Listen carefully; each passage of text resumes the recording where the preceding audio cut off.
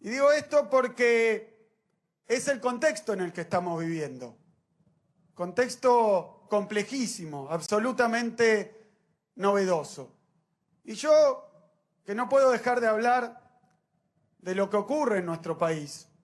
Hoy recordaba, cuando venía con Cristina, se lo recordaba a ella porque simplemente es también una postal de esta Argentina. Hace poquitos días, si me permiten una digresión, hace poquitos días se terminó, o casi, esa causa que se hizo tan famosa de dólar futuro. Y se terminó, y digo casi porque obviamente algún sector del Poder Judicial, ni siquiera así, con un fallo lapidario como el que hubo, se dejó y abandonó la intención de seguir empujando con algo inverosímil. Pero quiero hablar muy breve de este fallo de dólar futuro porque lo que está pasando estos días me hizo acordar aquella circunstancia. La causa de dólar futuro se inició al final del mandato de Cristina en 2015. Y a mí me gusta ejemplificar con eso, porque indica que eso que se llama lawfare, persecución judicial, y que parece que es una batería de cuestiones destinadas a molestar, perseguir o castigar a los dirigentes políticos, a la oposición, en nuestro caso al kirchnerismo, al peronismo. Parece que es para eso que se junta una parte del poder mediático con el poder judicial, con una parte de la dirigencia política. Pero no ese es el objetivo, es un error entenderlo así. Esa causa de dólar futuro se hizo y se inició por dos dirigentes de los que eran nuestra oposición, los presidentes de dos bloques políticos, de lo que hoy conforma la Alianza Cambiemos. Y el objetivo no era demostrar que alguno de nosotros había hecho algo inadecuado o fuera de reglamento o que se había enriquecido, porque eso nunca ni siquiera lo pudieron empezar a mostrar, porque cuando se buscó la lista de quién había comprado dólar futuro eran todos parte de ese espacio político. No era eso. El propósito era que a través del poder de la justicia, de una parte del Poder Judicial, entrometerse en decisiones políticas. Judicializar, no la política, las decisiones políticas de un gobierno. En aquel momento, en el contexto electoral, querían especuladores de adentro y de afuera, los buitres, querían forzar una devaluación inmensa de la moneda. Querían devaluar a toda costa, porque devaluar era enriquecerse algunos y empobrecer a una gran mayoría, pero además era forzar un resultado electoral, porque la devaluación generaba inestabilidad. Los problemas que todos conocemos, estuvieron haciendo corridas cambiarias, buscando por instrumentos financieros, de todas las maneras posibles.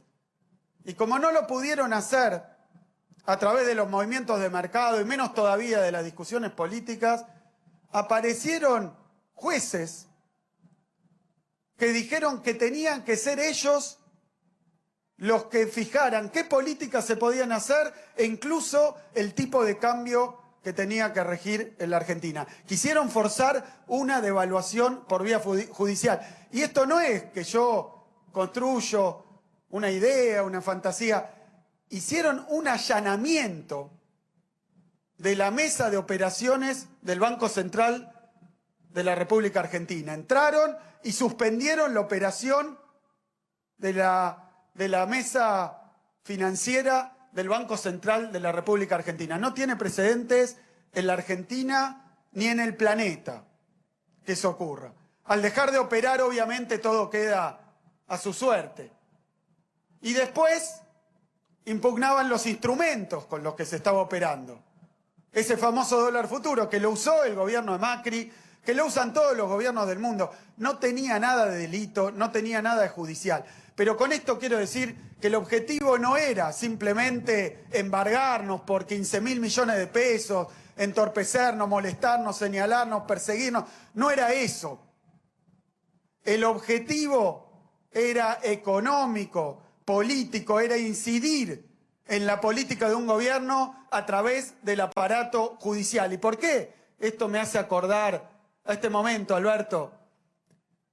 Porque estamos en medio de una crisis internacional sin precedentes. Sin precedentes no solo por lo profunda, lo larga, sino por lo novedosa. Nunca había ocurrido. Una pandemia que afecta a todo el planeta. Y cuando un presidente, elegido en primera vuelta, por una enorme mayoría, toma las decisiones que tiene que tomar, que le corresponden, y que si no tomara estarían diciendo ¿cómo? No hace nada.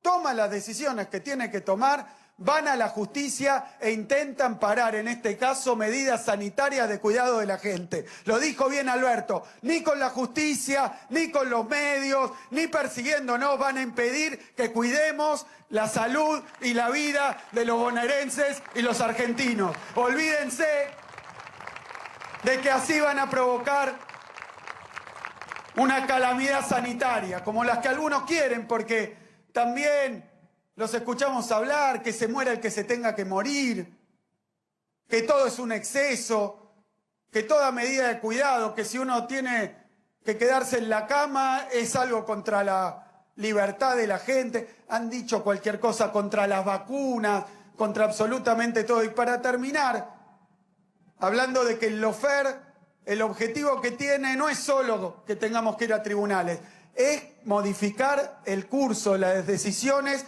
de un gobierno democráticamente elegido. Se quedan sin argumentos, se quedan sin excusa, no le dan bola a nuestra sociedad y entonces van a buscar a los jueces para tomar las decisiones que ellos no han podido conseguir por las urnas.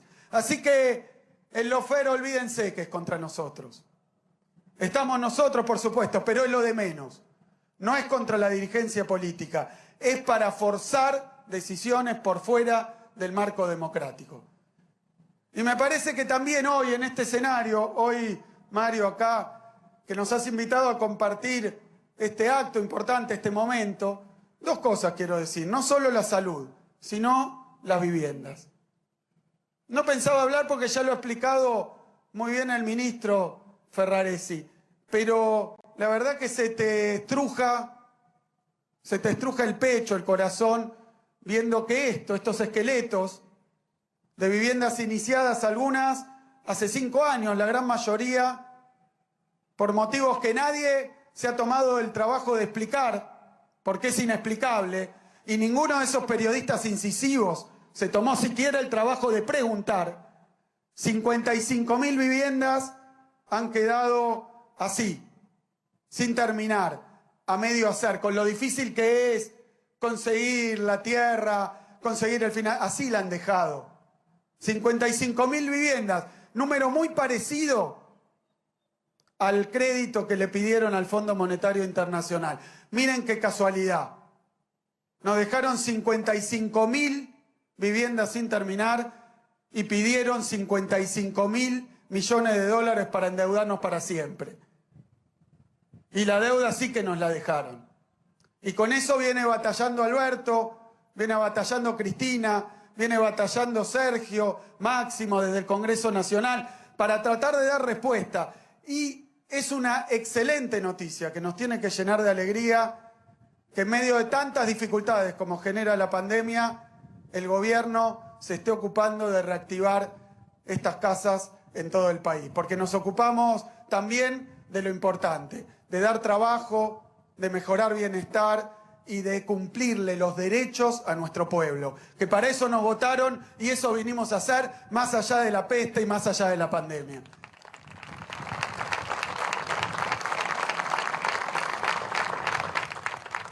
Y quiero decir algo más porque decía Mario que se dedican a magnificar a todo el tiempo, especular, escribir litros de tinta sobre las diferencias adentro de nuestro frente, y decía Mario, es cierto que lo que está pasando con la economía internacional lo que está pasando con la economía nacional, no está escrito en ningún manual.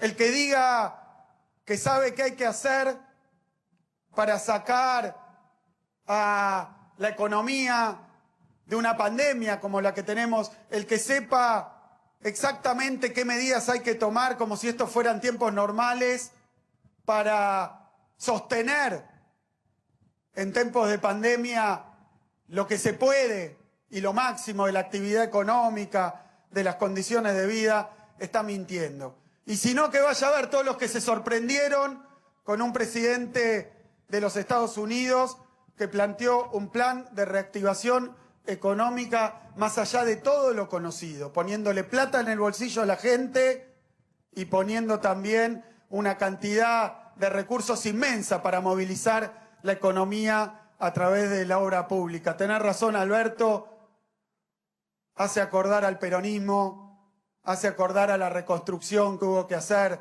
después de aquella crisis del año 30, después de la Segunda Guerra Mundial, en la que se salió así. Y fíjense que tanto hablan de las internas de nuestro frente, pero con lo sanitario, con las medidas que ha tomado Alberto, con las que tuvimos que tomar en la provincia de Buenos Aires, con lo que se ha resuelto en el cuidado de la vida y la salud, con la obtención de vacunas, con el trabajo de expansión de las camas y de todo nuestro sistema sanitario, nuestro frente político dijo una sola cosa: Alberto, hace todo lo que tengas que hacer. Ningún problema cuando se trata de cuidar y curar a los argentinos. Podemos charlar y ver qué hacer en una situación inédita, pero tenemos una certeza: Alberto, se trata de seguir cuidando la vida de nuestro pueblo. Muchas gracias. Por favor, la tarima. Y en el cierre de este acto de presentación del programa Reconstruir, hace uso de la palabra el señor presidente de la Nación, Alberto Fernández.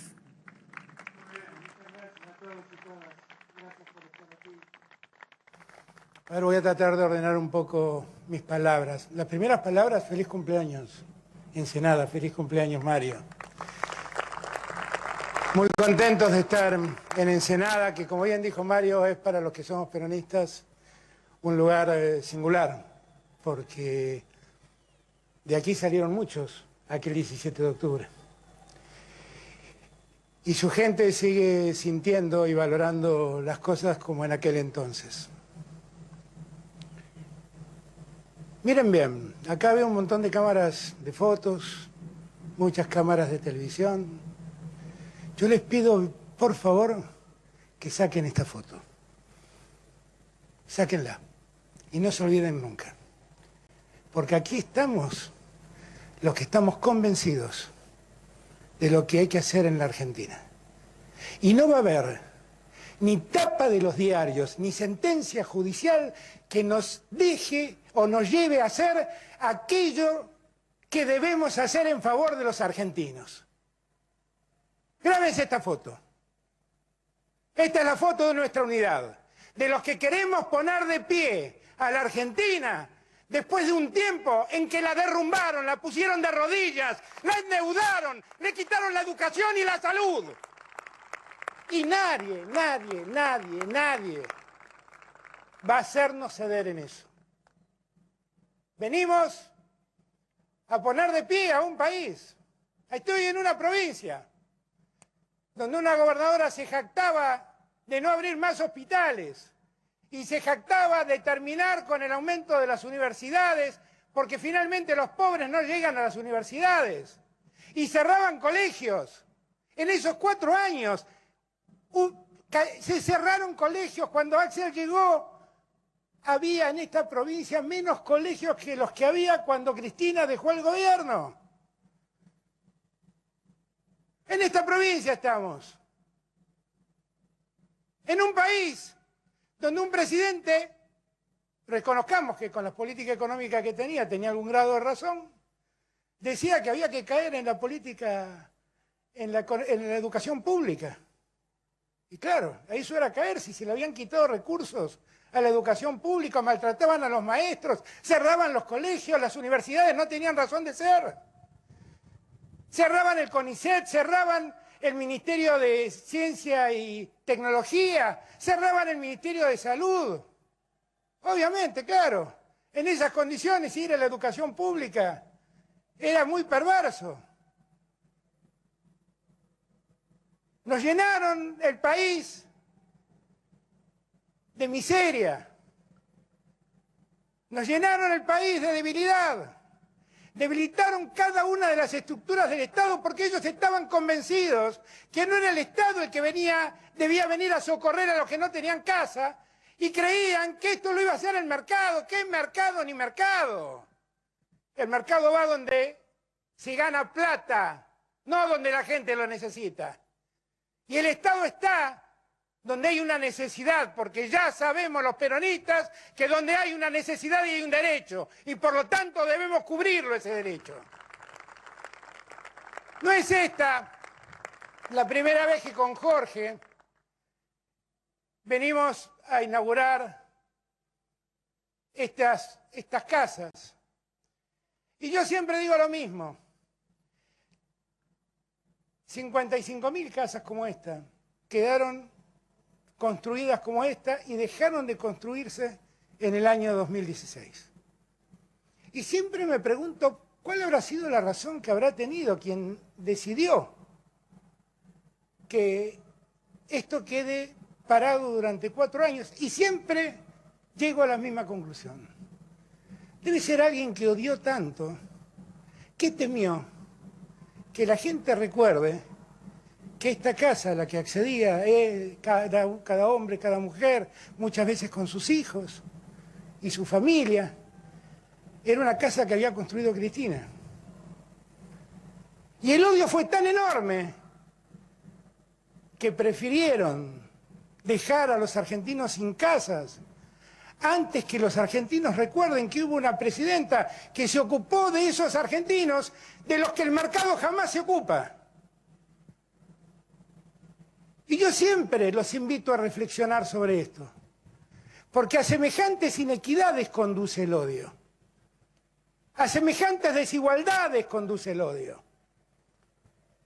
La verdad, a mí no me preocupa, ni pregunto quién lo hizo. Lo que sé es que tengo que terminarlo, porque estas casas tienen decenas de miles de habitantes de Ensenada que están necesitándolas. Y es el deber que tengo, así como lo hago en Ensenada, en cada lugar de la patria. Y cuando hablamos por primera vez con mi compañero futbolístico, Jorge, nunca en un escenario así hubo 2 hinchas de Argentinos Juniors al mismo tiempo, me dejo constancia. Siempre cuando hablaba con Jorge por primera vez, yo le decía a Jorge, mira Jorge, tenemos que poner en marcha esto a gran velocidad, porque yo cuando empecé a ver las casas, que estaban todas virtualmente terminadas y vacías, no me lo perdonaba, me sentía definitivamente mal. Todo esto tiene una parte grata, debo confesarles. Que esto es algo que ideó Néstor, que ejecutó en gran medida Cristina, y que yo vengo a terminar la obra de ellos dos. Y eso a mí me llena de alegría. Me llena de alegría. Porque finalmente es una secuencia que sigue el mismo rumbo. Porque finalmente, en los años de Néstor, también en los años de Cristina, la única preocupación que nos impulsaba era poner más igualdad en la sociedad argentina, llevar más derechos, cubrir más necesidades que los argentinos y argentinas tenían. Era la preocupación de Cristina, es mi preocupación. Eso no cambiaba nada. Ahora es evidente que muchos no quieren esto. Es evidente que muchos quisieran que estas casas, no sé, que acá se construyera por ahí un barrio privado y se construyeran casas de otro tipo y seguir postergando a los que objetivamente necesitan una casa. Y está claro que los factores de poder en la Argentina existen. Y está claro que esos factores de poder no nos quieren acompañar. No nos quisieron acompañar nunca. Siempre nos han cuestionado precisamente por las mejores cosas. En los años en que estuve desencontrado con Cristina, escuchaba a sus opositores y siempre decía, los escucho hablar y por eso me siento más cerca de Cristina. Porque lo que le cuestionaban era precisamente lo bueno. Eso era lo que le cuestionaban.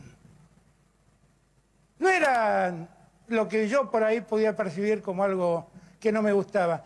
Le cuestionaban las cosas buenas. Para todos ellos, esto es populismo. Para nosotros es dignidad. Para todos ellos, esto es un abuso de gasto del Estado. Para nosotros es una inversión que da mejores condiciones de vida para los argentinos. Y de repente aparece, lo digo con el respeto que obviamente merece el presidente, Juan Domingo Biden diciendo las cosas que siempre dijimos nosotros. Y ahí se confunden, no saben qué decir, no saben qué hacer, no saben para dónde correr. Cuando los argumentos políticos tambalean, porque bien dijo Mario, no nos quieren los medios, hay un sector de la Argentina que nos maltrata, pero yo sé que el pueblo profundo sabe del esfuerzo que hacemos y sabe que trabajamos por ellos. Pero en ese preciso momento, donde sus argumentos tambalean, recurren a otras cosas. Y como bien dijo Axel, muchas veces recurren a la justicia. Cristina me dice siempre, Alberto, ¿no sentís por momento que estás enseñándole a los alumnos de Derecho algo que no existe? Y como en el Derecho nosotros nos movemos en el mundo del deber ser, yo sigo insistiendo en marcar lo que debe ser. Yo, por ejemplo, creo que un juez tiene derecho a querer postular un presidente. Y tiene derecho a votarlo. Y puede hacerlo, sin ninguna duda. Lo que no puede hacer es usar las sentencias que tiene que dictar para favorecer a los candidatos que les gustan. Eso no lo puede hacer. Eso no lo puede hacer. Porque con asombro, veía ayer que un procurador que dice, no está aprobado cuánto complica la circulación en las calles y cuánto se contagia, mientras dice esto está encerrado en su casa y firma sus dictámenes con firma digital y a la procuración no va a trabajar nadie, como todos los tribunales del país están cerrados porque no dejan trabajar en los tribunales y bien que hacen porque la circulación contagia.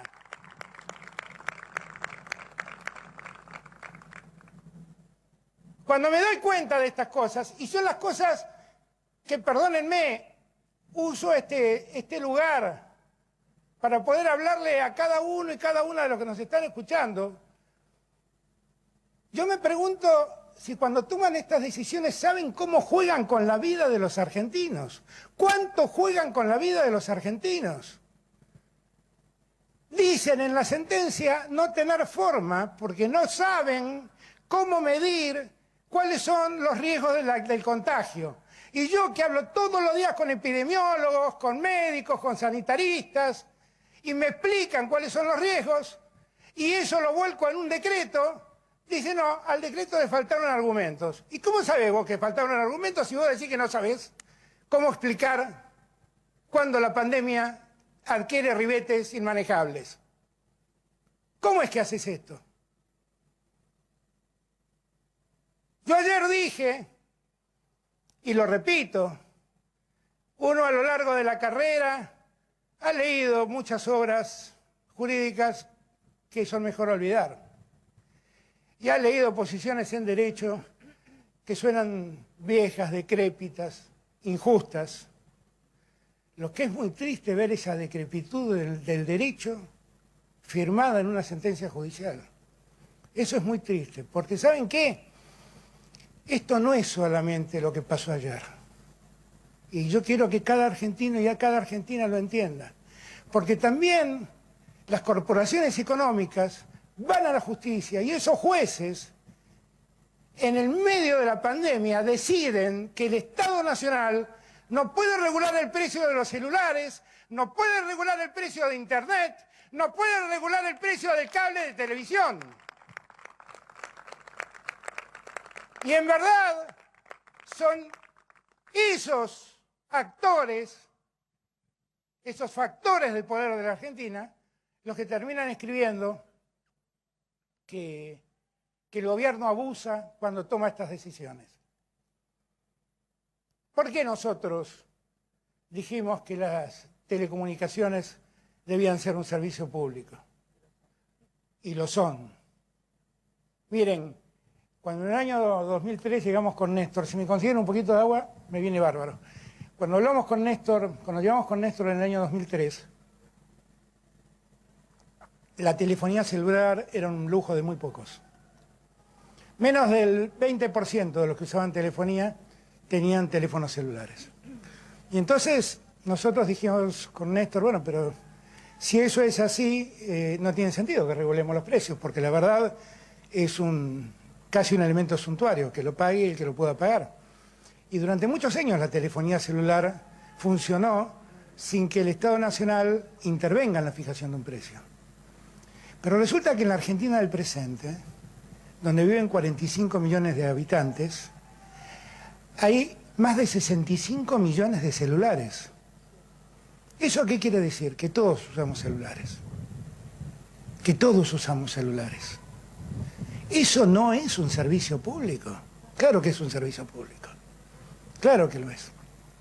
Y en una pandemia, donde precisamente mucho tiempo debemos quedarnos aislados, tener la posibilidad de conectarnos con nuestros seres queridos a través del celular, a través de Internet, ¿eso no es un servicio que el Estado debe regular? Claro que lo debe regular el Estado. Pero yo quiero que cada argentino y argentina sepa que cuando dictamos esas medidas y les exigimos dictar una prestación básica universal para que todos tengan acceso al cable de televisión, a Internet y al celular, se fueron a la justicia y allí aparecieron los jueces de siempre, que serviles rápidamente dijeron: esto es un abuso, medida cautelar, no pueden imponer precios. ¿Y saben lo que hacen? El precio lo pagan ustedes, el precio lo pagan los argentinos. Yo no estaba ganando nada como gobierno, yo estaba llevando mejores servicios y mejores condiciones de servicios a los argentinos. Y como bien dice Axel, cuando no pudieron con nosotros, porque no había forma de que nos convencieran de que eso no era un servicio público, que merecía ser regulado y que debía tener una tarifa regulada para que los argentinos puedan acceder a ello, se fueron a la justicia. Y allí siempre hay alguien que dice: sí, señor. Yo que amo el Estado de Derecho, yo que le sigo diciendo a Cristina, yo voy a seguir enseñando derecho porque tenemos que seguir acercándonos al mundo del deber ser. Les digo, nadie quiere más el Estado de Derecho que yo. La verdad, el Estado de Derecho lo queremos todos los peronistas. Siempre fuimos víctimas cuando el Estado de Derecho no existió. Siempre. Y siempre que gobernamos, ni Néstor, ni Cristina, ni yo, nadie mandó a un juez a perseguir o mandar a encarcelar a alguien. Yo no sé cómo pasó en la Argentina, pero los republicanos son ellos y los tiranos somos nosotros. Pero yo que quiero al Estado de Derecho, yo que creo en el Estado de Derecho, yo que reivindico el Estado de Derecho, le digo a la justicia: basta, paremos. Ya han hecho mucho daño. Paremos. El Estado de Derecho necesita de una institucionalidad adecuada. Y vuelvo a repetirles: elijan el candidato a presidente que quieran, aunque no sea yo, no sea Sergio, no sea Cristina, no sea Axel. Elijan al que quieran, pero no usen las sentencias para favorecer a sus candidatos. Eso es lo único que les pido. ¿Saben por qué? Porque eso degrada al Estado de Derecho. Lo degrada. El último recurso que tiene un argentino o una argentina cuando se ve avasallado es ir a los jueces. Y si los jueces están al servicio de los poderosos, entonces estamos en el peor de los mundos.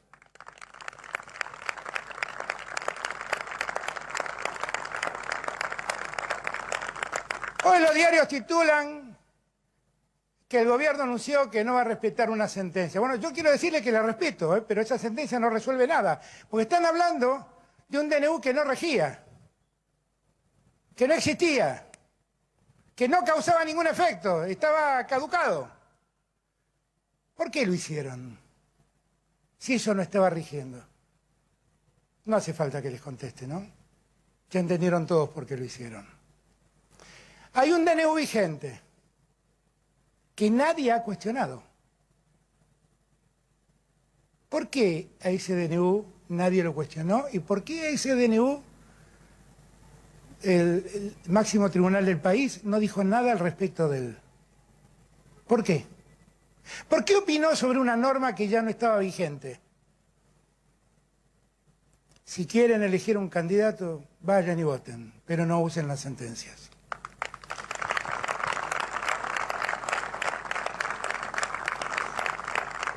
Nosotros, como dije ayer, respetamos las sentencias. Yo estoy respetando la sentencia que se dictó. No debo hacer nada, porque la verdad la sentencia está hablando solamente, está dando títulos a los diarios. Pero la verdad prácticamente no tiene ningún efecto. Pero lo que sí quiero que todos entiendan y que todos sepan, como bien dijo Axel, siempre bromeamos con Axel y decimos que en la letra chica del contrato de nuestras candidaturas no estaba que iba a haber una pandemia. Y nos tuvimos que hacer cargo de la pandemia. Y créanmelo, no saben lo feliz que hubiera sido yo pudiendo gobernar sin esta pandemia. Todos hubiéramos sido más felices. Pero como todos nosotros venimos de la misma cuna, todos somos peronistas, todos nos criamos pensando en el que menos tiene, todos queremos apoyar la igualdad antes que nada. Cristina se cansó de ampliar derechos en aquella primera presidencia que tuvo. Yo trato de seguir con esa lógica porque cuanto más derechos se amplían, mejor es la calidad de nuestra sociedad. Miren, todos nosotros hoy tenemos un tema antes que nada, que es que la pandemia nos causa el menor dolor posible. Y cada cosa que hacemos y cada cosa que decidimos, lo hacemos y lo decidimos pensando en la salud y en la vida de los argentinos. Y que nada nos va a hacer cambiar de idea. Ni el fallo de un tribunal, ni la tapa de ningún diario. Escriban lo que les plazca. Y si van a fallar como están fallando, quiero decirles, solo fallan. Muchas gracias. De esta manera damos por finalizado el presente acto. A todas y a todos, muchas gracias por haber... Bueno, ahí estaba. Muy buenas tardes a todos, bienvenidos a Tarde A24, bienvenidos a MMD. Estamos arrancando un poquito más tarde, pero me parece que valía la pena verlos ahí al presidente Alberto Fernández con Cristina, Axel Kicillof y Sergio Massa, mostrando una foto de unidad después del fallo de la Corte, ¿no? Voy a decir 2 o 3 cosas respecto a esto. Obviamente lo que querían mostrar, no habló Cristina. Cristina parece que estaba tomando examen. no habló tomar examen. Sin duda, el que saca 10 por lejos en ese examen que toma Cristina es Axel Kicillof, que es coherente. Es decir, uno puede estar a favor o en contra de lo que dice Axel Kicillof, pero es muy coherente respecto a lo que él piensa, respecto a la economía, respecto a las medidas que hay que tomar en la pandemia, las medidas sanitarias y el tono que lo hace. Es un tono que es música para los oídos de Cristina. El presidente, cuando Kicillof le sube tanto la vara, y bueno, trata más o menos de acomodar el discurso. Y esto es lo que quiero decir. El presidente desconcierta, es decir, permanentemente desconcierta a los propios, a los que son su propia tropa dentro del gobierno, los albertistas, desconcierta al kirchnerismo, desconcierta a la oposición, desconcierta a todo el mundo. Es decir, no está claro qué es lo que quiere el presidente Alberto Fernández respecto a su gobierno. Y esto lo encuadro con la reacción que ha tenido, pongamos la carátula, con el fallo de la Corte y también con lo que está sucediendo, atención con lo que está sucediendo con la interna por el rumbo de la política económica, porque tiene un nuevo capítulo, lo había anticipado acá la semana pasada Claudio Zlotnik, ahora les vamos a contar, que es muy, muy fuerte lo que está ocurriendo en esa interna donde han puesto en la mira a Martín Guzmán y el rumbo del ajuste fiscal y la negociación con el FMI que está llevando adelante. Tiene un nuevo capítulo que claramente está motorizado por Cristina y es muy fuerte porque claramente lo que hace es quemar parte de los papeles que tenía Guzmán en la negociación con el fondo, en la renegociación de la deuda, cómo hacer para que este año la Argentina no caiga en default con el Club de París o eventualmente también con el FMI. Pero, ¿por qué digo que el presidente Alberto Fernández desconcierta? Porque el tenor de la respuesta respecto al fallo de la Corte, bueno, Cristina, de nuevo, fue la que marcó el rumbo, dijo esto es un golpe institucional, los golpes ahora no se hacen a la vieja usanza, los golpes cívico-militares, ahora son golpes institucionales, como si la Corte Suprema de Justicia hubiera dado esta semana un golpe institucional contra la democracia, dice Cristina, contra el gobierno. Y después siguieron todo, el propio Alberto Fernández, que habló de la decrepitud, de los fallos que están buscando simplemente, lo dijo recién, favorecer a un candidato. Alberto Fernández acaba de decir que la Corte Suprema de Justicia de la Nación está eligiendo como candidato a presidente a este señor, a Horacio Rodríguez Larreta. Y después, bueno, todas las instancias institucionales, el ministro de Justicia, el viceministro de Justicia, que directamente dijeron que los jueces juegan políticamente, que debieran renunciar, presentar un partido político y ganar una elección si quieren gobernar. Ahora, ¿por qué enfoco a este tema del presidente en medio de la segunda ola, la crisis económica y la vuelta del relato? ¿Cuál es el relato? Bueno, el relato es: las cosas están muy mal, se me complica todo desde el punto de vista de la pandemia, de la economía, todo. Tengo que encontrar a un adversario, un enemigo al cual endilgarle. ¿Por qué no encuentro un rumbo? En parte porque le pasa a todos los gobiernos del mundo lo que está pasando con la pandemia, la segunda ola. En parte es porque está sumergido en una crisis económica que venía del gobierno anterior y que el gobierno actual no le ha encontrado una salida, entre otras cosas porque no termina de definir hacia dónde va la política económica. Pero ese relato, y lo digo porque yo lo dije permanentemente también con el anterior gobierno, cuando le empezó a ir mal y pésimo, cuando le estalló la crisis económica en abril de 2018 y se dedicó en los últimos 2 años a tratar de llegar como sea a la finalización de su mandato, también encontró un relato. Es decir, el relato era: no me dejan gobernar, el peronismo del otro lado, los 70 años de historia que están detrás de esta Argentina que no se puede cambiar. Ese fue el relato de Macri para terminar su gobierno. Y la verdad que ese relato, sobre todo en el último tramo de la campaña, después de que perdió por bochorno las PASO, le sirvió para acumular un 41% de votantes. Es decir, ya el relato era muy, muy claro. Es decir, yo fracasé porque no me dejaron gobernar. Y el peronismo, en el gobierno anterior, lo llevó a UPA, a Macri, hasta el final de su gobierno. Yo lo dije varias veces. Le votó el acuerdo con el fondo, el presupuesto del último año, absolutamente todo para que no hubiera un quiebre institucional. Vuelvo ahora con el actual gobierno. La verdad que, así como en su momento el kirchnerismo estaba pintado la cara en la trinchera con el gobierno de Macri y había otros en el peronismo que acompañaban, los gobernadores, en algún momento también Sergio Massa y demás, la verdad que ante este gobierno y ante la pandemia, si bien hay un sector de Juntos por el Cambio que está pintado la cara, no casualmente el expresidente que, como le pasa a Cristina, tiene miedo de ir preso, porque le pasa a los expresidentes en la Argentina que en algún momento empiezan a pensar simplemente en su situación personal, cómo no ir preso. Entonces su proyecto político se alinea detrás de sus intereses personales. Pero también Patricia Bullrich, hay sectores ultra que se mezclan con sectores libertarios, que juegan muy pero muy fuerte, pero el grueso de la oposición institucional que hay, y un representante de eso es Horacio Rodríguez Larreta, ha jugado, sobre todo el año pasado, de una manera muy moderada, acompañando al propio presidente de la Nación, entre otras cosas, para que al presidente no lo pasara por arriba el ala extrema del kirchnerismo.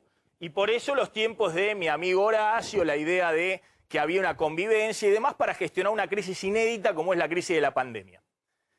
Llegado a este punto, insisto, el presidente tiene que definir exactamente qué es lo que quiere hacer y hacia dónde va. Por lo visto, está cada vez más subido al relato del kirchnerismo duro y dice, bueno, voy por acá, pero atención que tiene que definir también en materia económica. Ahora vamos a contar por qué este señor, Martín Guzmán, está en una situación muy, muy delicada, teniendo en cuenta las últimas movidas de las últimas horas de los hombres más cercanos a Cristina Fernández de Kirchner. Ya pasó el tema del subsecretario de Energía, de Basualdo y demás, sino otras movidas que dejan muy encerrado a Martín Guzmán en términos de lo que quiere hacer con la economía en los próximos meses para que no haya una nueva crisis. Ahora, desde el punto de vista institucional, está claro que la Corte Suprema de Justicia, en un país donde hay barquinazos muy, muy grandes desde el punto de vista de hacia dónde van los gobiernos, 4 años van para un lado, otros 4 años van para el otro, bueno, mínimamente plantea cierta certidumbre. La Corte Suprema de Justicia, no digo los jueces que están abajo, porque es cierto que los jueces que están abajo, algunos responden al poder económico, otros responden a los punteros políticos de uno, a los punteros políticos del otro, pero el tema de la Corte Suprema de Justicia, en su momento, por ejemplo, Macri se enojó mucho cuando la Corte le falló en un caso en contra de la reforma previsional que hizo Macri, porque le sacaron un trimestre de aumento a los jubilados, se los robaron, un aumento de 3 meses, se lo sacaron de la fórmula y la Corte determinó que había que devolvérselo. Y eso era un montón de plata que obviamente en algún momento el Estado argentino va a tener que pagar. O cuando inició el gobierno Mauricio Macri, la Corte le falló que tenía que devolverle puntos de la coparticipación que se había quedado la ANSES y eso era una enorme cantidad de plata que se devolvió a las provincias y que Macri tuvo que instrumentar de alguna manera contra lo que era su idea y era muy pero muy crítico, consideraba que le estaba condicionando ese fallo de la Corte. Visto hoy, Alberto Fernández, que está en un país que no genera ninguna confianza por ningún lado, en parte por lo que significa el impacto de la pandemia, en parte porque viene de una crisis económica brutal en los últimos 3 años que se profundizó con la pandemia y no está claro cómo se va a salir de esa crisis, bueno, la idea de que hay una Corte que un día falla por un lado, otro día falla por el otro, puede marcar cierta certidumbre. Alberto Fernández, sin embargo, considera que hay que dinamitar también a la Corte Suprema de Justicia por lo que ha dicho en las últimas horas. Ahora, insisto, el presidente desconcierta al kirchnerismo cuando hace suyo el programa de Guzmán, que significa un ajuste fiscal enorme, como el que se viene aplicando este año, un ajuste fiscal muy, muy grande para los jubilados, para los salarios públicos y para la eliminación de todo el gasto COVID. Desconcierta al kirchnerismo, por eso digo que dentro de lo que opina el kirchnerismo, Kicillof da más certeza porque siempre piensa lo mismo. Cuando Kicillof le pide cerrar por 2 semanas todo y restaurar el IFE y otros programas de asistencia como el ATP, y el presidente dice no puedo porque tenemos nuestro programa económico. Desconcierta a los suyos cuando pasan por arriba a sus propios funcionarios, y no digo el ejemplo de cómo voló Lozardo, que era su alter ego, la ministra de Justicia, sino cómo pasan por arriba a su jefe de gabinete o a otros propios funcionarios, y desconcierta la posibilidad de construir algo políticamente con la oposición más moderada, cuando de hablar de mi amigo Horacio, le hace una especie de celada el año pasado y le anuncia por los medios en la Quinta Olivos que le va a sacar un punto de coparticipación a la Ciudad de Buenos Aires, algo que venían negociando en una mesa con Santilli y el propio Larreta y demás, y que en algún momento se iba a resolver consensuadamente. Y lo deja a Larreta completamente contra las cuerdas a merced del ala ultra de Juntos por el Cambio, que le dijo de todo, que era un ingenuo político, un traidor, que no sabía cómo manejarse en la política y demás. es obvio que Larreta en esta última movida ha tenido mucho oportunismo político, yo lo he dicho. Larreta se ha manejado con un oportunismo político muy grosero en esta segunda ola. Y cuando digo eso es porque es el Larreta que, como Kicillof y Alberto Fernández, autorizó la libertad de movimiento en la segunda ola cuando no había un solo elemento epidemiológico que pudiera autorizar eso, pero es un Larreta que cuando el presidente dijo vamos a cerrar a partir de las 11 de la noche, cuestionó cerrar a las 11 de la noche, lo cual era un bochorno porque teníamos la segunda ola encima, y es un Larreta que cuando el presidente dijo vamos a cerrar a las 8 de la noche, pero también anunció repentinamente que se cerraban las clases contra lo que decían el propio ministro de Educación o la ministra de Salud, vio su momento político y dijo yo en esta me diferencio. Y avanzó con el tema de la presencialidad, es una bandera que no vamos a bajar. Y se manejó con oportunismo político, pero así es la política que conoce el presidente, porque aparte está rodeado de oportunistas políticos. Entonces, en vez de resolver eso políticamente, termina todo detonado, incluido el fallo de la Corte Suprema de Justicia, que, insisto, Larreta ha mostrado que está muy preocupado por la situación sanitaria, tanto es así que ha hecho una presencialidad limitada o parcialmente suspendida en la escuela secundaria en la ciudad de Buenos Aires, cosa que ha sido cuestionado por los sectores ultra de Juntos por el Cambio, Bullrich y demás, que le dicen que está cediendo frente al gobierno nacional. Entonces, no es todo blanco o negro en la Argentina, en la dirigencia política argentina, y no es todo blanco o negro en la gestión de un gobierno, como lo sabe el propio Alberto Fernández, porque ahora parece ser que el presidente se siente avergonzado de lo que él criticaba de Cristina cuando estaba en la vereda enfrente de Cristina.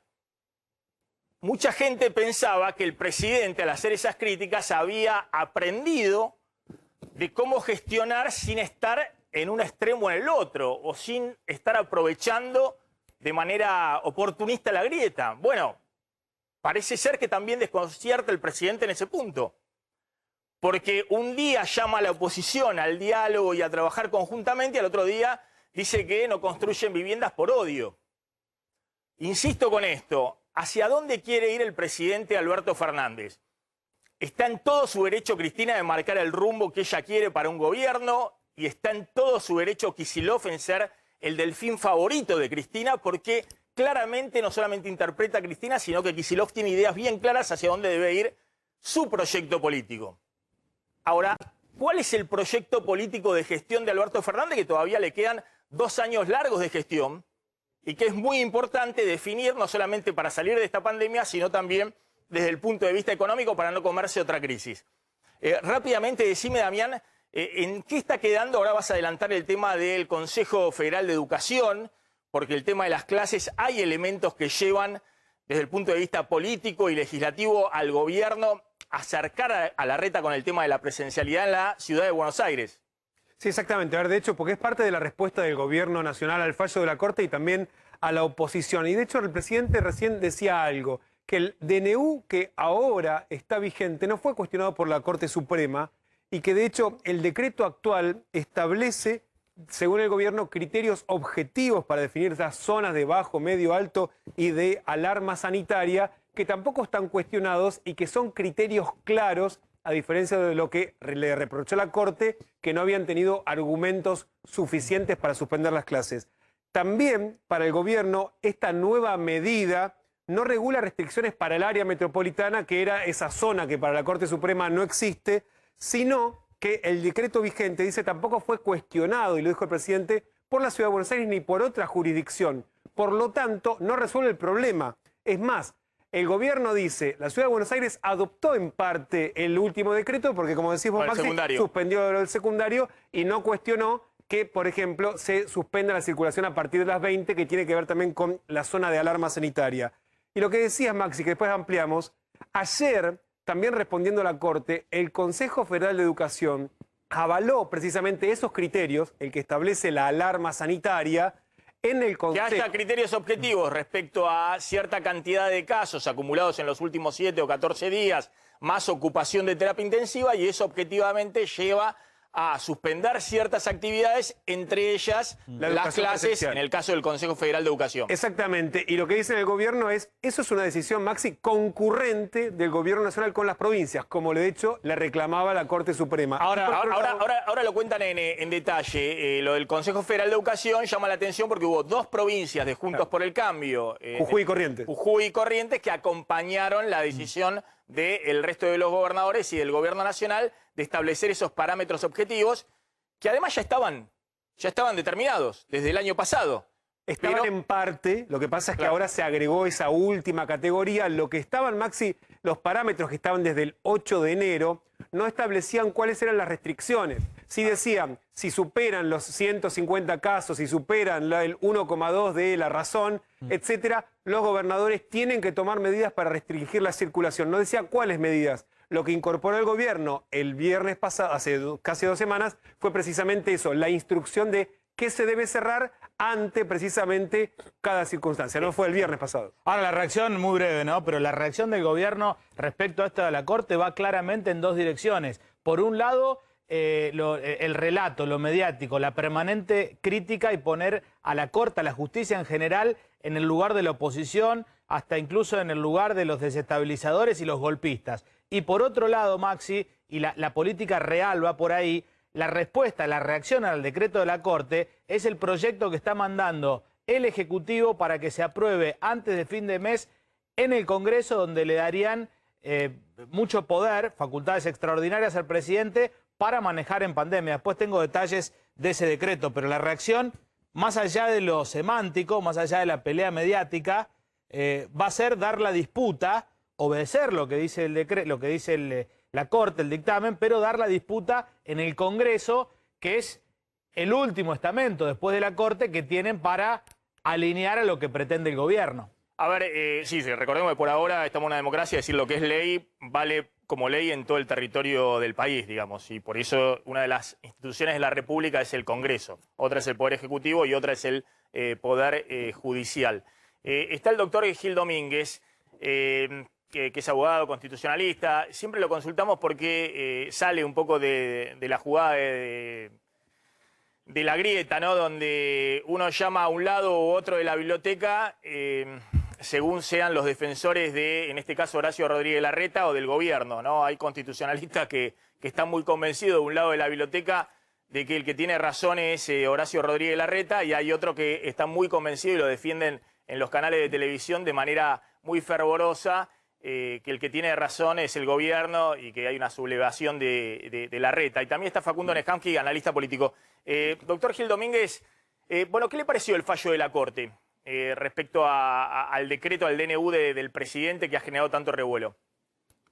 Buenas tardes. Primero, que la Corte Suprema lo que hizo no fue resolver un caso concreto, porque el decreto que fue motivo de impugnaciones ya estaba derogado.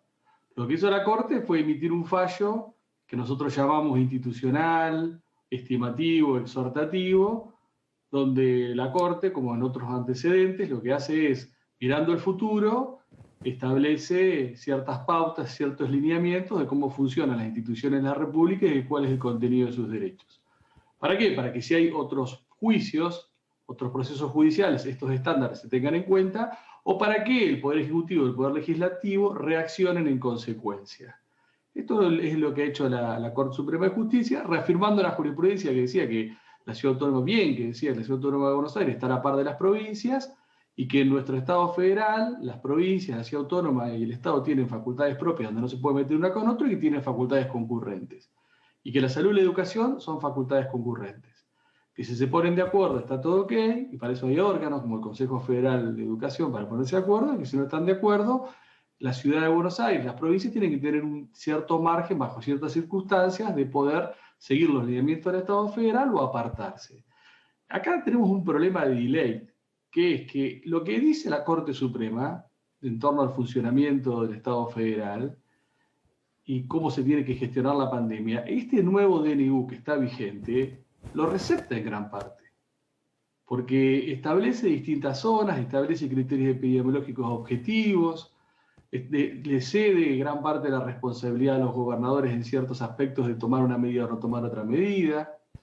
Entonces me parece que que hay como un desfasaje temporal entre los argumentos de la Corte y este decreto que está vigente y que de alguna manera hoy ha sido puesto en escena jurídica por el Consejo Federal de Educación, cuando tomando este decreto, las jurisdicciones de la República Argentina en facultad concurrente decidieron ser consecuentes con este decreto y en zonas en donde el registro de alarma epidemiológica se suspenden las clases presenciales y se pasa a una modalidad digital, que entre otras cosas también dijo la Corte, nosotros no estamos... A ver, resolviendo... me interesa ese punto. Ahora vamos a hablar, porque obviamente hay un dictamen del Consejo Federal de Educación de 22 provincias que han acordado los parámetros para la suspensión de las clases, y hay un artículo ahí en la Ley de Educación que establece que lo que determina el Consejo Federal es de aplicación obligatoria en todas las provincias. ¿Esto es así? Sí, la Ley Federal de Educación y el órgano de aplicación, que es el Consejo Federal de Educación, determinan justamente que en el ámbito de las facultades concurrentes, Estado y Nación discuten, se ponen provincias y Estado Federal discuten, se ponen de acuerdo y si no, se dicta una resolución y esto es obligatorio. Y justamente el voto de Lorenzetti marcaba esto, porque el voto de Lorenzetti se basa sobre la Ley Federal de Educación y se basa sobre una resolución de febrero de este año que justamente establecía un desarrollo progresivo hacia la presencialidad. Ahora este mismo Consejo se juntó y resolvió que se aplican los mismos criterios que el DNU vigente y en los lugares de alarma epidemiológica, o sea, en los lugares donde la pandemia ha pegado con mayor gravedad, una de las restricciones durante un determinado tiempo, hasta que se bajen ciertos índices, es la no presencialidad. Entonces hoy estamos en un escenario de un DNU vigente, de una resolución del Consejo Federal de Educación vigente y de una obligación para todo el sistema federal de cumplir con este DNU y cumplir con esta resolución. Ahora, perdón, doctor Gil Domínguez, usted está queriendo decir que si no cumple la reta en suspender la presencialidad ahora con el nuevo decreto y el Consejo Federal de Educación y hubiera una demanda de que de nuevo la reta hace una presentación ante la Corte Suprema de Justicia planteando que él puede seguir con la presencialidad en las clases, usted dice que ahora muy probablemente la Corte Suprema de Justicia termine fallando a favor del Gobierno Nacional y del Consejo Federal de Educación? Es que técnicamente, desde el punto de vista jurídico, despejando todo lo político, para que la ciudad de Buenos Aires, la provincia de Mendoza no apliquen este DNU, tienen que tener algún tipo de cobertura jurisdiccional, tienen que tener una medida cautelar, tienen que tener una causa, tienen que tener una sentencia que los favorezca, porque hay un decreto, un DNU, que es una norma federal, hay una norma dictada por el Consejo Federal de Educación, que es una norma interjurisdiccional, y para no cumplirla, no aplicarla, hace falta una decisión de un tribunal. Está bien, usted está diciendo que la reta en este momento está incumpliendo el DNU y lo que dictaminó el Consejo Federal de Educación. Ahora, si la reta hace lo que hizo la vez pasada, que es decir, bueno, presento una causa en la Corte Suprema de Justicia para que dirima si efectivamente yo puedo seguir con las clases presenciales o no. Usted dice que ante este nuevo armado legal se le complicaría a la Ciudad de Buenos Aires, que es probable que la Corte Suprema de Justicia falle en este caso al revés de lo que falló en esta última vez. Y si es consecuente la Corte y los plazos de la tramitación del proceso se encuadran con los plazos de vigencia de este actual DNU, tendría que avalar este actual DNU. Ahora, también me parece que es muy importante el envío de un proyecto de ley marco regulatorio al Congreso de la Nación. Porque me parece que tomando como base el actual DNU y matizándolo, y acá no hay que hablar de superpoderes. Realmente a mí... No, claro, una ley, por eso digo, una ley de la Nación es una ley de la Nación. Pero se habla de superpoderes en un texto que todavía no se conoce. Y cuando la propia Constitución establece la posibilidad de la delegación legislativa bajo ciertos condicionamientos, y ya estamos hablando, ya se está descalificando una posibilidad de salida por arriba de la grieta en términos de generación de consensos entre el gobierno y la oposición, y ya se la está descalificando. No, pero aparte si hablamos del sistema republicano, el sistema republicano es la división de poderes, en base, efectivamente, a la cantidad de senadores y diputados que tenés. Justamente si hay una ley se debe cumplir.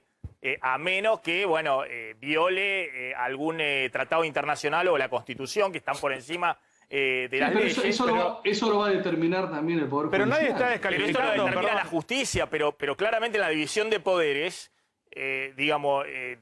cada uno tiene su cuota parte que es acotada. El Poder Ejecutivo, que es el presidente, el Poder Judicial y del otro lado el Congreso. Si hay una ley en el Congreso, justamente... Pero nadie lo está descalificando diciendo superpoderes. El mismo gobierno, cuando uno habla con fuentes de presidencia, dice, bueno, la salida a esto, más allá de la pelea con todo el aparato judicial, es ir al Congreso, dar la batalla en el Congreso y sí, darle poderes especiales al presidente mientras dure la pandemia, pero no descalificándolo porque tenga superpoderes. Es decir, ante una situación particular pondrán, acá nos adelantaban un poco los parámetros de contagio de los últimos 14 días, ocupación de camas, en base a eso hacer un semáforo con 4 tipos de estado por región y darle, sí, poderes especiales al presidente, pero eso no hace que se tenga que descalificar un proyecto de ley. Ahora lo vamos a hablar. Justamente esto lo había planteado en su momento el doctor Gil Domínguez, que existe aparte en otras partes del mundo. Sí, claro. Chile tiene una ley aprobada especialmente por este tema el año pasado. Que se llama Paso a Paso y que tiene un año. No, lo que pasa es que superpoderes... yo Igual se digo supone que... permanentemente que el poder político en la Argentina, el de los presidentes, desde que estalló la crisis en... el segundo mandato de Cristina son presidentes débiles. Todavía, no, Cristina en su segundo mandato, Mauricio Macri en el gobierno anterior y obviamente Alberto Fernández. Pero antes, incluso con Caballo hablan de superpoderes. Lo que sí hay, obviamente el consenso político debe darse en el Congreso de la Nación. Lo único que falta es que no miremos el Congreso de la Nación.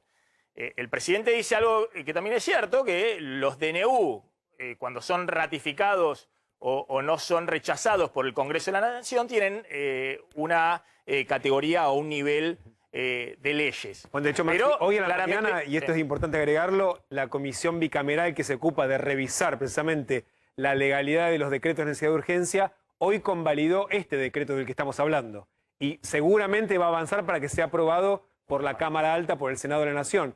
De todos modos, lo que hay que ver es si la ley que se va a proponer va a requerir la adhesión de las provincias, porque si avanza sobre la materia educativa, Claro. cada legislatura provincial o la norma que cada provincia establezca va a tener que adherir, porque de hecho, si no, sí podrían decir no. Incluso el Congreso Nacional está avanzando sobre la autonomía de una provincia. Claro, pero si hay consenso parlamentario, probablemente eso va a ocurrir. Vos decías, 2 provincias de la oposición radicales incluso están impulsando esa ley que todavía no salió. Claro, bueno, vamos a ver si podemos reconectar ahí con el doctor Andrés Gil Domínguez y con Facundo Nejansky para completar este tema. No me quiero quedar en algo legal, porque fíjense que desde el punto de vista legal también el presidente había firmado un DNU, el Congreso no lo rechazó, con lo cual está vigente, y una jurisdicción dice no lo voy a aplicar, como está el DNU, va a la justicia, la Corte Suprema falla, funcionan todas las instituciones en la Argentina, eso es lo que quiero plantear. Bueno, el presidente dice manda un proyecto de ley, que se discuta en el Congreso, que se tenga... Pero también lo que estaba diciendo Gil Domínguez, fíjense, que ya con el nuevo DNU del presidente, más lo que dictaminó ayer el Consejo Federal de Educación, en base a la Ley Federal de Educación, el que está ahora fuera de la ley es Horacio Rodríguez Larreta, que debiera hacer cumplir lo que dictaminó el Consejo Federal de Educación. Lo que puede hacer Larreta, obviamente, es hacer una nueva demanda ante la Corte Suprema de Justicia, como hizo la vez pasada, para que la Corte falle. Y lo que está diciendo Gil Domínguez, ojo que, como falló la Corte, si es consecuente con este último fallo, muy probablemente la Corte Suprema de Justicia, en este caso, lo deje descolocado a Larreta y falle a favor del Gobierno Nacional. Por eso digo, ojo que no todo es blanco y negro, y lo que está marcando esto es que es necesario una solución política, y para gestionar se necesita política, sobre todo en un momento como el que estamos viviendo de la pandemia, que es un momento muy pero muy delicado. Ahora va a contar Slotnick el capítulo de la política económica, que está pasando en la interna muy fuerte, respecto a cuál es el rumbo de la política económica. Ahí, de nuevo, lo que hay es una diferencia grande respecto a lo que opina Guzmán y Alberto Fernández de un lado y lo que opina Kicillof, Cristina, del otro, de qué debe hacerse con la economía en el año electoral y en medio de la pandemia, porque Kicillof lo dijo con todas las letras. Kicillof no solamente habló de la pandemia recién, sino que también dijo, se quemaron todos los libros de economía. Y él tiene una idea de qué debe hacerse en este momento, que es distinta a la idea que tiene el ministro de Economía, Martín Guzmán. Aclarar el tema lo del Consejo Federal de Educación, que teníamos algunas placas, y así podemos avanzar en algunos temas, a ver si podemos reconectar con Gil Domínguez y con Facundo Nejamquis. Sí, Maxi, recordemos, ayer precisamente, el ministro de Educación convocó, nos lo había nosotros anunciado el lunes, al Consejo Federal de Educación precisamente para convalidar a través de una resolución lo que había establecido el decreto presidencial de cuáles eran las condiciones en las que se podían suspender precisamente las clases presenciales y de hecho para hacerlo, como decíamos, en forma concurrente con las provincias, que era un reclamo de la Corte Suprema de Justicia. Y la resolución, como decíamos, de acuerdo al artículo 188 de la Ley Federal de Educación, es de cumplimiento obligatorio para todas las provincias. Y este dato es importante, aunque vale aclarar, Maxi, que la resolución de febrero, que también establecía y ratificaba el semáforo educativo que se había decidido el año pasado, fue incumplido por varias jurisdicciones, incluyendo la Ciudad de Buenos Aires, que varias veces superó los parámetros permitidos para cerrar las escuelas y no lo hizo, sino hasta el viernes pasado, que solamente cerró algunas. Y como decíamos, hay dos provincias, Jujuy y Corrientes, que ayer votaron con el gobierno y con el resto de las provincias y que vienen apoyando el proyecto de ley del que habla el presidente.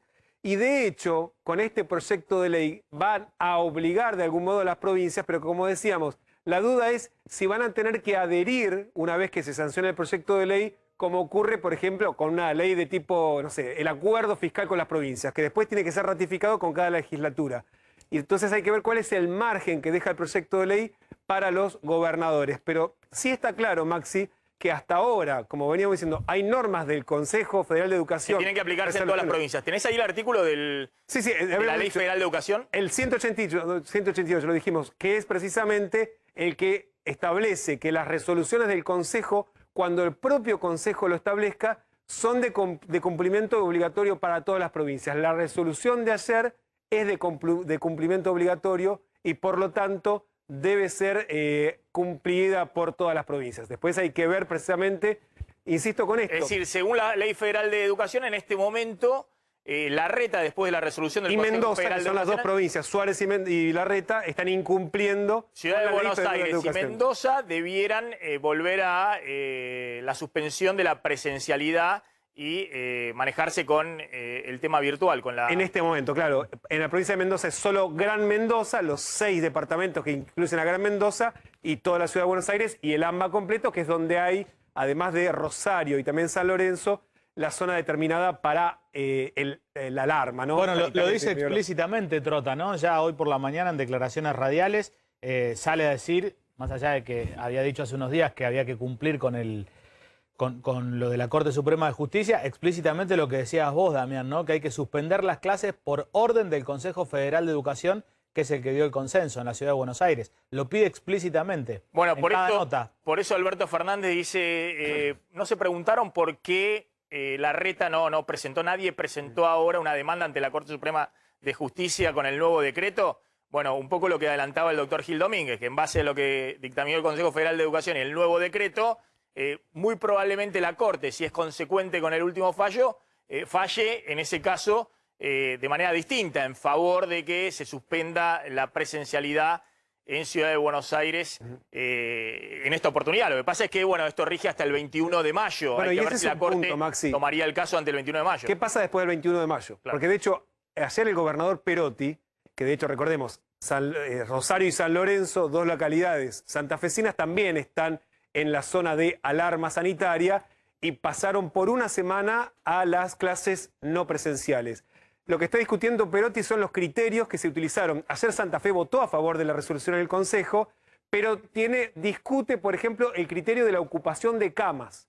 Porque dice, el sistema sanitario de Santa Fe está muy concentrado en algunas localidades, incluyendo Rosario, con lo cual hasta el final de la pandemia estaría Rosario con clases a distancia porque no podría volver. Por eso están discutiendo no solamente digamos, la autonomía de las provincias, sino también el criterio que usó el gobierno nacional. Y porque de hecho, Maxi, si uno piensa en la proyección de las personas que desgraciadamente van a llegar a terapia intensiva, la virtualidad de las aulas va a ser para larguísimo, hasta que vuelvan a un nivel mucho más bajo del que propone el gobierno nacional para volver a la presencialidad. Está claro. Me quiero meter ahora en el tema económico porque es una interna muy fuerte respecto al rumbo de la economía. Lo adelantó Slotnick, ahora van a ver cuál es la novedad respecto a esta interna y cómo Guzmán está cada día más complicado en lo que aparecen como distintos pedidos de la ala dura del kirchnerismo, básicamente Cristina, ¿no? que a través de distintos mensajeros le está enviando señales muy fuertes a Martín Guzmán. No me quiero quedar en este tema de educación, pero vamos a completar. Está el doctor Gil Domínguez y está Facundo Nejamsky. Doctor, para completar, entonces, quedó claro el tema de qué fue el fallo de la Corte, de esta nueva instancia con el nuevo DNU y el Consejo Federal de Educación. La pregunta es, ¿cómo considera esta frase de Cristina que un fallo de la Corte termina siendo un golpe institucional contra la democracia? Me parece que es un oxímoron, es un concepto contradictorio, porque o es golpe o es institucional. O hay golpe contra las instituciones o funcionan las instituciones. Y nos tenemos que empezar a acostumbrar a distinguir entre criticar un fallo de la Corte que no nos puede gustar y que es legítimo que al presidente no le guste, a cuestionar a la Corte Suprema como institución y a la legitimidad democrática y constitucional que ella tiene en el marco de nuestra Constitución. Me parece que hay que distinguir entre estos dos supuestos. Que hay fallos que a un presidente no le pueden gustar, puede ser. Que los critique, puede ser. Ahora, descalificar al órgano y al funcionamiento del órgano en sí mismo me parece que no le hace nada bien al sistema democrático y al orden constitucional. Está clarísimo. Facundo, ¿cómo estás evaluando bueno, lo que pasó después del fallo? Básicamente esta reacción muy monolítica, ¿no? del gobierno, cuando yo decía a veces Alberto Fernández desconcierta a todos, acá claramente se alinea muy firmemente con lo que está planteando inicialmente Cristina, ¿no? Acá hay una actitud que va contra el gobierno por parte de la Corte Suprema de Justicia y fue más lejos. Alberto Fernández dijo que los jueces de la Corte están eligiendo un candidato respecto a Horacio Rodríguez Larreta. Sí, a ver, a mí lo que me parece que es un poco complejo y riesgoso para la gobernabilidad, para la legitimidad del gobierno, e incluso pensando en la propia base electoral que acompaña al gobierno de Alberto Fernández, es plantear las discusiones y los debates en términos del deber ser, exclusivamente y sin tener en cuenta, digamos, las posibilidades o condiciones de posibilidad de las decisiones que se van a tomar o que se pueden tomar. Que, a ver, te lo resumo. Me parece que es muy costoso para un presidente decir que un funcionario se va y que después ese funcionario no se vaya. Vamos, si vos no lo podés echar o no tenés condiciones de posibilidad para echarlo, mejor es no decirlo que anunciarlo y después pagar el costo de no anunciarlo.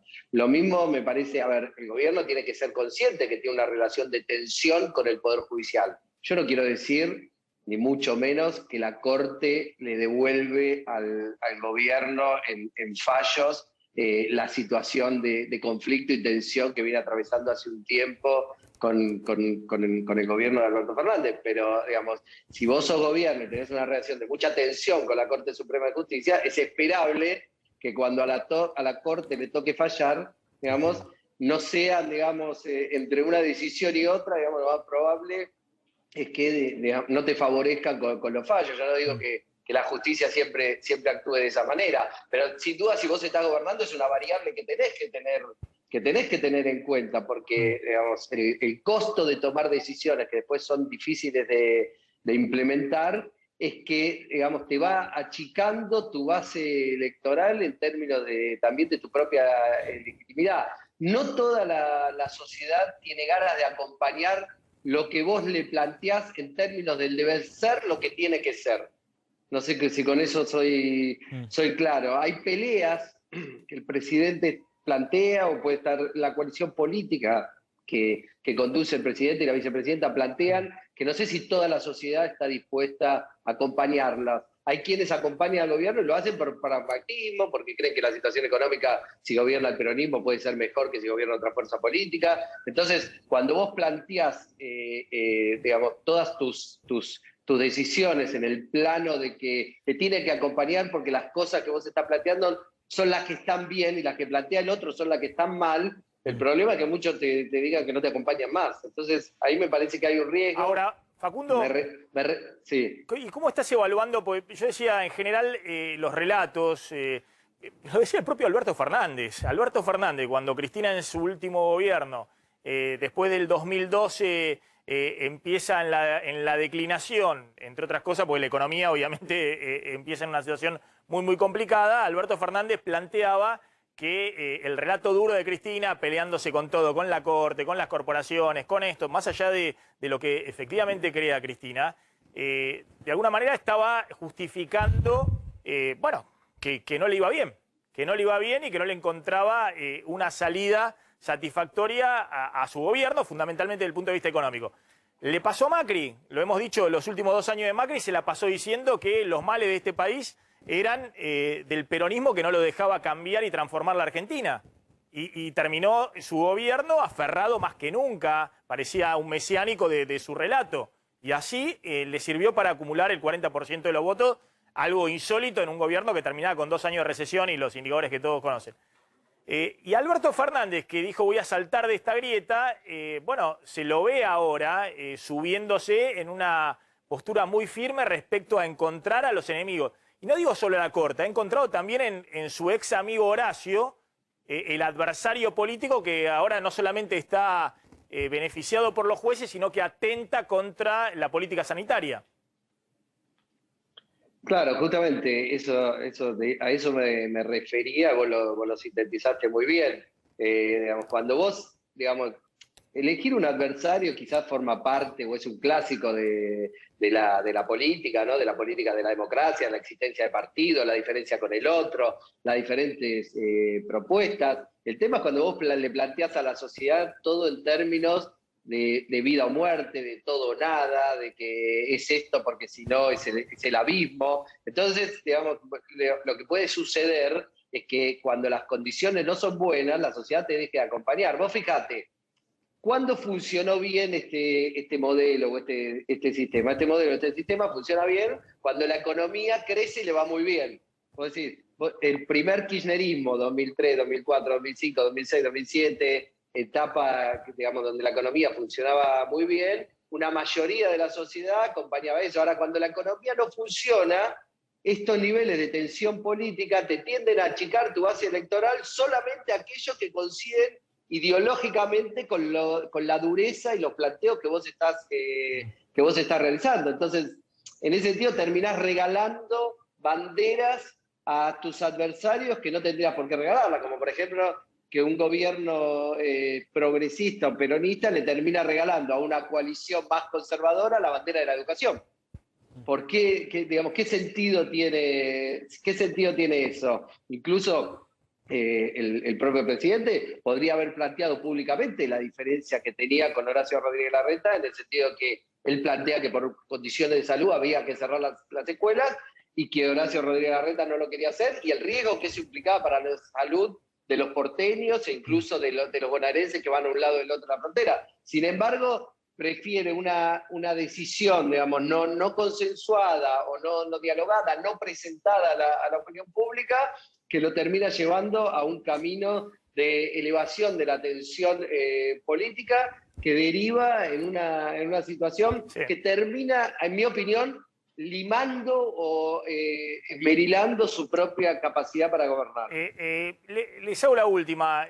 Yo decía que Kicillof es mucho más coherente en ese aspecto y no desconcierta tanto como el presidente, porque Kicillof desde el primer minuto dijo cuando apareció la segunda ola, ¿no? Sobre todo, bueno, después de que vimos a mediados de abril los picos, dijo acá hay que cerrar todo 2 semanas. El fútbol también lo mandó a su ministro de Salud a decir hay que cerrar el fútbol por el efecto de demostración y demás, y hay que restaurar las asistencias, el IFE, el ATP, ¿no? Le pregunto al doctor Gil Domínguez si no pesa también desde el punto de vista jurídico y demás, con este tema de cerrar las escuelas o tomar una decisión, el hecho de que otras actividades más o menos esenciales, el fútbol, qué sé yo, otro tipo de comercios, gastronomía durante el día y demás, estén abiertas. Es decir, ¿tiene algún tipo de peso eso en lo que falló la Corte Suprema de Justicia, o la Corte simplemente dijo acá no se respetó la autonomía de la ciudad? No, solamente dijo acá no se respetó la autonomía porque no se le dio este margen de apreciación a la Ciudad de Buenos Aires para adherir o no adherir. Ahora, me parece que desde una visión global es desproporcionado, y el principio de proporcionalidad fue invocado por varios votos de los jueces de la Corte, especialmente por Lorenzetti. Es desproporcionado que otras actividades se mantengan en pleno ejercicio de 6 de la mañana a 8 de la noche, y que el derecho a la educación presencial, que titularizan niños, niñas y adolescentes, grupo especialmente protegido por la Constitución y los tratados sobre derechos humanos, se lo someta a la máxima limitación o restricción de ese derecho. Entonces, eso es irrazonable, eso es desproporcionado. Si todos hubiésemos ido de vuelta al ASPO original, eso estaría justificado. Ahora, mantener actividades que, comparadas con la educación presencial, tienen menor peso ponderado en funcionamiento, y a los chicos y a las chicas mandarlas a una educación digital sin posibilidad de presencialidad, esto me parece que también implícitamente, no lo dice la Corte Suprema, pero al invocar este principio de proporcionalidad, que es el canon de interpretación que utilizan todos los tribunales constitucionales, las Cortes Supremas del mundo, para analizar si una limitación de un derecho es razonable o no, estuvo presente en el fallo de la Corte. Está clarísimo. Facundo, yo decía que Larreta jugó con oportunismo político, claramente, encontró el callejón y se mandó, porque inicialmente hasta cuestionaba las restricciones de nocturnidad a partir de las 11 de la noche, cuando ya estaba la segunda ola encima. Vos ves que, y el gobierno obviamente ahora lo hace al revés, dice, bueno, miren, ahora vamos a contar los contagios que hubo ayer, que está pasando con la terapia intensiva, como si el problema de atentar contra la política sanitaria sea que haya presencialidad en la escuela primaria en la ciudad de Buenos Aires. Pero vos estás viendo quién queda ahí desde algún punto de vista ante la opinión pública, como que está cuidando la salud y a su vez, bueno, viendo qué puede hacer con la educación. Mira, desde el punto de vista de la opinión pública, en esto hay que reconocérselo, Alberto Fernández tiene un lugar todavía, por lo que nosotros vemos, de reconocimiento de que es un presidente que se preocupa por la temática de la salud, que hace esfuerzos por proteger, si bien ha habido algunas acciones que le han, dañado un poco, reducido sus niveles de imagen positiva, y sobre todo de la política de salud y de vacunación, la falta de vacunas y demás. En ese sentido, su presidente tiene un activo acumulado en ese lugar. Acá el problema, Maxi, es que, digamos, cuando vos vivís en estado de grieta, vos tenés que saber que todo lo que vos hagas, el campo adversario lo va a tomar y lo va a resignificar de una manera distinta como vos lo intentás presentar. Entonces, digamos, si vos decís, como decía Gil Domínguez, si vos dejás abierta determinadas actividades, si no dejás abierta y no dejás funcionar la educación, bueno, es probable que te señalen como, digamos, alguien que está dejando de lado lo más importante para los chicos, niñas, adolescentes, que es la educación, y te preocupan otras cosas que son menos relevantes y menos importantes, por más que Alberto tenga sus razonabilidades para explicarse, que seguramente deben tener que ver con el funcionamiento de la economía, y que si no la gente no va a tener para comer directamente si la economía no funciona. Vos lo sabés muy bien esto. Sí, o que Guzmán le dijo, no podemos poner el IFE, el ATP y demás, así que se mantenga todo más o menos abierto como sea, y cerrar lo que no tenga un costo económico. En el corto plazo, ¿no? Inmediatamente. Pero ¿cuál es el problema acá, Maxi? Que él no se puede sentar hoy, no hay condiciones de posibilidad para sentarse con Larreta y con el resto de los gobernadores y hacer el anuncio en conjunto, porque la Argentina hoy no tiene el clima de consenso que tenía en el 2020 acerca de cómo enfrentar la pandemia. Bien. Les agradezco a los dos, muy amables. Doctor Gil Domínguez, Facundo Neskamsky, como siempre, es un gusto hablar con ustedes. Te agrego una línea, que tiene que ver con la Corte. Ojo, porque la Corte, Maxi, no es homogénea. Vos sabés que tiene una relación pésima, no es que se juntan y lucubran a ver cómo... De hecho, entre algunos de los miembros no hablan, y este voto lo fueron a poner cada uno de los 5 miembros. Bueno, Elena de Nolasco no votó, ¿no? Pero lo fueron a poner en forma individual. Tienen una interna tremenda en la Corte, no es una cosa homogénea la Corte Suprema de Justicia. Ahí está, la aclaración. Atención, porque vamos a la tanda. Cuando volvamos vamos a hablar de esta interna muy fuerte que hay respecto al rumbo de la política económica. ¿Qué está sucediendo con Guzmán, el ajuste fiscal, la negociación con el fondo y un nuevo mensaje muy fuerte, tal vez de los más fuertes de Cristina al ministro de Economía, Martín Guzmán. El estilo que mejor te queda lo tienen en Varonil, sastrería a medida y con una trayectoria que demuestra lo bien que trabajan ahora también con la línea Sport. Sentite cómodo, te esperan en Varonil. Y me confundí, agarré el papel equivocado. La carne vacuna te aporta nutrientes indispensables para una vida saludable. Encontrá las mejores recetas este otoño en carneargentina.org.ar. Ya volvemos. Bueno, atención, lo que contábamos, la interna por el rumbo de la política económica tiene lo que venimos diciendo a Guzmán en una situación muy complicada. Vamos rapidito con las placas, así lo podemos contar. Por un lado, porque le están cuestionando a Guzmán el ajuste fiscal en marcha y la negociación con el fondo. Le cuestionan cómo vienen los parámetros de ajuste fiscal que le está requiriendo el fondo para este año y lo que está haciendo Guzmán. Fíjense lo que contamos, en el primer trimestre del año el déficit fiscal operativo antes de intereses fue 0,2%, en el presupuesto figura 4,5% de déficit este año en relación al PBI, para bajar del déficit de 7% el año pasado, pero empiezan a cuestionarlo, es decir, ¿cuál es la meta real que negoció Guzmán, que está negociando con el FMI? Porque está pisando fuertemente con la nueva ley de movilidad previsional el gasto previsional, el gasto social, no quiere saber nada de reponer el IFE y el ATP, no se está pasando de rosca con el ajuste, y de hecho venimos contando la pulseada muy fuerte que hay con el gasto COVID. Se resiste por ahora Guzmán a restablecer el IFE y el ATP ante la segunda ola, y Kicillof y Cristina han planteado muy claramente que era necesario un cierre más fuerte en el AMBA y restablecer el gasto COVID. De hecho, lo acaba de decir Kicillof de nuevo hace un ratito, se quemaron los papeles de administración en la pandemia, están con la idea de que hay que poner plata en el bolsillo de la gente, venimos contando, este va a ser el cuarto año consecutivo de caída del salario real, fíjense lo que ha sido la caída del salario real, acá asume Macri, cae en el 2016 por la devaluación, la aceleración de la inflación, se recompone en el 2017, que es el año justamente que Macri gana la elección de medio término, y desde entonces, desde que estalla la crisis de abril del 2018, cae fuertemente, casi 20 puntos el salario real, asume Alberto Fernández, se recupera a fin de año con algunos aumentos un poquito, viene la pandemia y se sigue derrumbando el salario real, cuarto año consecutivo, pero lo que hay que ver es la tendencia, ¿no? Todo 2018, 2019, 2020 y este año nuevamente los salarios perdiendo fuertemente y las jubilaciones también perdiendo frente a la inflación. Y lo que está pasando con el empleo también. Fíjense acá, es la crisis de Macri en abril del 2018, empieza a derrumbarse el empleo asalariado en blanco, se perdieron acá 250.000 puestos de trabajo.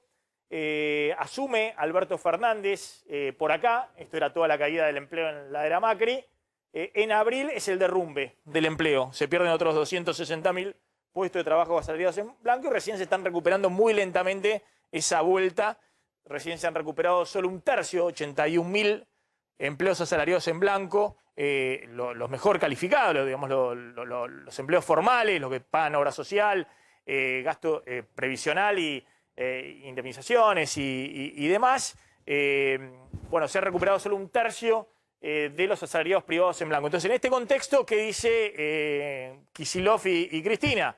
Bueno, es un año electoral. Si seguimos en este rumbo, donde no hay forma de recuperar el salario y el empleo va muy lentamente y Guzmán no quiere soltar un mango para recomponer el poder de compra, se pierde la elección o se compromete el escenario electoral. Insisto, hace un ratito Kicillof diciendo hay que ponerle plata en el bolsillo a la gente. Bueno, en este contexto, vamos rápidamente, en este contexto, la pelea fuerte donde empiezan a salir distintos funcionarios de la provincia de Buenos Aires, además del propio Kicillof, a decir que hay que restaurar el IFE, el ingreso familiar de emergencia.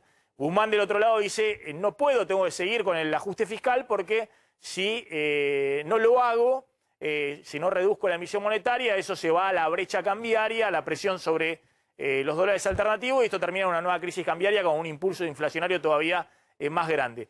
Escuchen lo que tiene Zlotnik de un nuevo desafío al planteo de Guzmán para este año de política económica, que sigue diciendo hay que achicar fuerte el déficit fiscal, la emisión monetaria y negociar con el FMI para meter en un paquete la deuda que hay con el Club de París y con el FMI este año y dar alguna señal de certidumbre de que va a seguir hacia adelante el equilibrio fiscal, ¿no? Que hacia adelante hay alguna meta en el futuro de equilibrio fiscal o de consistencia fiscal, no solamente este año. ¿Cuál es el mensaje que le envían los que son, no sé, la mano derecha de Cristina en el Senado al ministro de Economía, Martín Guzmán? Claro, los senadores, o parte del bloque de senadores del justicialismo en el Senado, senadores que responden justamente a Cristina Kirchner, los más importantes y que responden directamente a Cristina. sacaron un proyecto de declaración que muy probablemente se trate la semana que viene, primero en la Comisión de Presupuesto y luego en el recinto, un proyecto de declaración que lo que dice básicamente es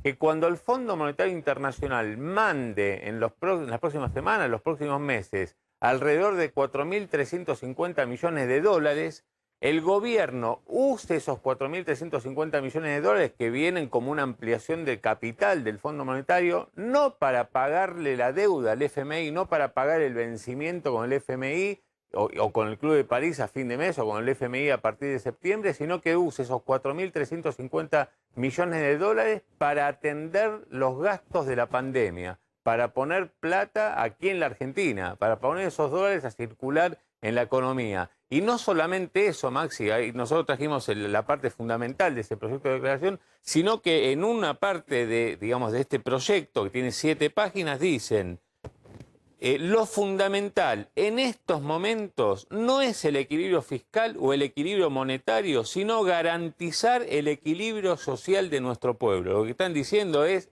Guzmán, esos dólares que vengan, no lo uses para pagarle deuda al fondo o al Club de París, sino para atender justamente los gastos de la pandemia, todo lo que venimos hablando de posible ayuda social. Es muy fuerte este mensaje que ya lo había adelantado Zlotnik hace unos días, pero ahora ya está el proyecto y lo van a tratar la semana que viene como mensaje a Guzmán.